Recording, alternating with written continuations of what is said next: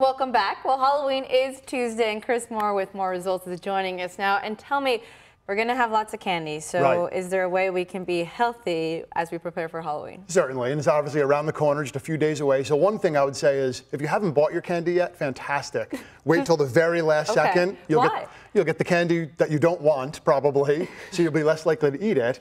So number one, then it won't be around your house as well, because if it's there, it's probably not going to just stay for Halloween. So you're saying munching beforehand? Munching beforehand, it will make that a little bit harder, obviously, and then you won't have the one you like either. And I want to point out really quick these boo fun bananas. Little boo ghosts here, yeah. So make it fun for your kids, right? So they think these are fantastic. I literally put some mini chocolate chip eyes in half a banana.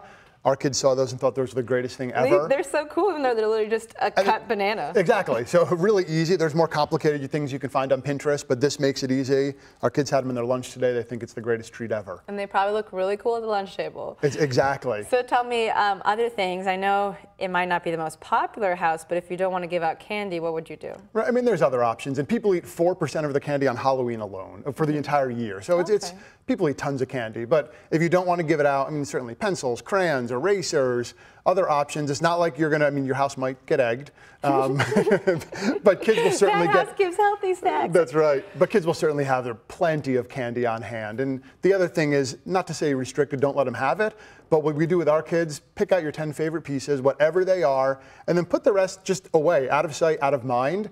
It's not like you're giving them some, but not just having free access to a candy bag, because again, kids will have tons and tons of candy. So having a plan in place. And would you say something about the type of bag you bring out, almost like if you bring a huge, what is it? Pillowcase? Yeah. Yeah, I mean, certainly, I mean, they have some buckets that are a little bit smaller, but you can still fit plenty in there. So I would, again, have them pick their 10 or 5, whatever pieces that they love, put the rest just out of sight, and literally, if it's in a cabinet, no one's going to be thinking about it. So then, again, you restrict it to that 10, and then they won't eat as much. They'll still get plenty, and they probably have lots of other Halloween parties and treats and everything else. They'll have more candy there. Exactly. What you're thinking about putting in a cabinet, this is random, but I love lemon poppy seed muffins, but I always have to cover them up with the kitchen towel, or else I'll see them and immediately gravitate toward them. Yeah, and there's actually research to support that. If it's out of sight, you're going to eat less, and lots of research to support that. Okay, well, real quick, Chris, tell me any last advice for families as they prepare for Halloween? I think, again, just buy your candy last minute. Again, have fun. It's one night a year. One meal is never going to make or break you. So enjoy it, have fun. Put the candy away, so once November 1st comes, you can think about Christmas. Then you're thinking about Christmas, and you're on to your next holiday already, Thanksgiving. Well, Chris, thank you so much. Thanks.